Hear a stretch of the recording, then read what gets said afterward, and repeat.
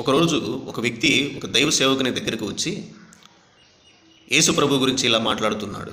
యేసు ప్రభు జీవితాన్ని నేను చదివినప్పుడు, ఆయన గురించి ఆలోచించినప్పుడు యేసు ప్రభు చాలా నీతిమంతుడు అని నాకు అర్థమైంది.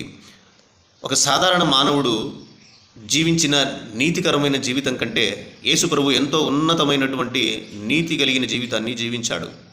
ఎక్కడా కూడా అవినీతి లేదు, ఎక్కడా కూడా ఆయన జీవితంలో పాపం అనేది లేదు అని చెప్తూ, నేను ఆయన్ని ఒక నీతిమంతుడుగా అంగీకరిస్తానే కానీ దేవుడుగా అంగీకరించలేకపోతున్నాను అని చెప్పాడు.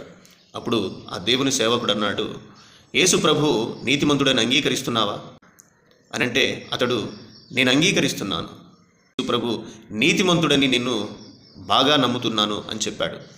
అప్పుడు ఆ దైవ సేవకుడు అంటున్నాడు, యేసు ప్రభు ఎప్పుడు అబద్ధం ఆడలేదు కదా, అందుకే నీతిమంతుడు కదా. నీతిమంతుడి యొక్క లక్షణాలలో అబద్ధం ఆడకపోవటం అనేది ఒకటి కదా. మరి యేసు ప్రభు నీతిమంతుడిగా అంగీకరించే నీవు దేవుడిగా ఎందుకు అంగీకరించలేకపోతున్నావు? యేసు ప్రభు ఎక్కడా అబద్ధం ఆడలేదు కదా. ఆయన చెప్పిన మాటల్లో ఆయన నేను దేవుని కుమారుణ్ణి అని చెప్పుకున్నాడు కదా. దేవుని కుమారుడు అని అంటే అర్థం దేవుడే అని.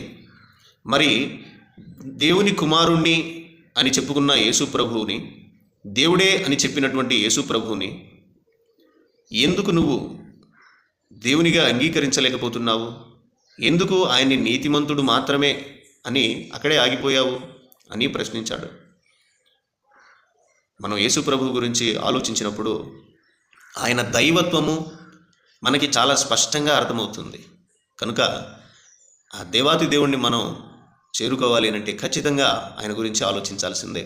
ఆలోచించిన ప్రతి ఒక్కరికి కూడా ఆయన అందుతాడు. ఆయన అందరికీ కూడా అందుబాటులో ఉండే దేవుడు. దేవునికి మహిమ కలుగును గాక.